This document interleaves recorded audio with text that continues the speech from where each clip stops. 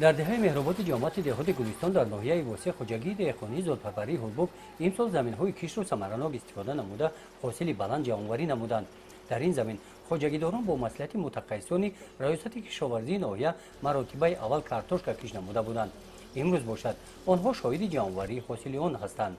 خیلی که محترم جناب والی در سخنهای خود قید کرده گفتند در زمین لالما کاشکا میشود. ما همین را به نظر گرفتیم در زمین لالما کاشکا کردیم. حاصلمون کاشکای حاصل خوب داد. خوجگی دهقانی هولبوک خوجگی زادپروری میباشد در برابر کشت زراعت‌های سبزواتی برای ذخیره نمودن خوراک چاروا تدبیرهای ضروری اندیشیده است.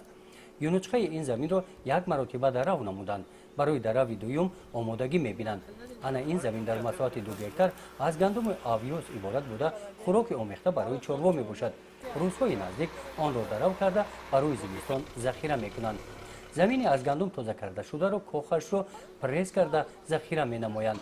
این موضع قطار تپه‌های بهارستان در جماعت دهات گلستان می باشد. برای زمستان گذرانی چاروا خوجگیداران از حاضر زمین‌های چراگاه‌ها را ثمرناک استفاده میبرند.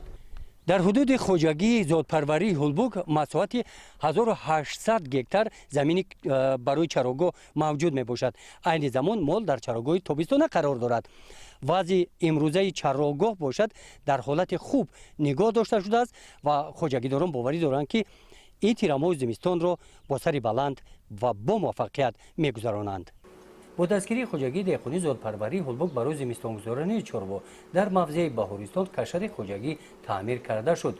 در انبار کشر در این موسم برای گذراندن فصل زمستان همین قدر خوراک چاروا ذخیره کرده شده است. خوجگی زادپروری هولبوک امسال با موفقیت ها زمستان را از سر گذراندند و در نتیجه مهنت خوبی چارواداران امسال با مقدار 270 سر بره گرفته شد که این به هر 100 سر ساولق 92 سری را تشکیل میکند و در شرایط امسال البته نشان دهنده خوب است. در آینده نیت دارند که باز وضع چارواداری را خوبتر و بهتر نموده با نشان دادهای بلندتر نایل گردند. جمع‌آوری و ذخیره خوراک چاروا برای گذراندن دوره زمستان در این خوجگی ادامه دارد. گزارش خواجه نظریف خدای نظر ظهوروف از ناحیه واسع برای برنامه اطلاعاتی نوید.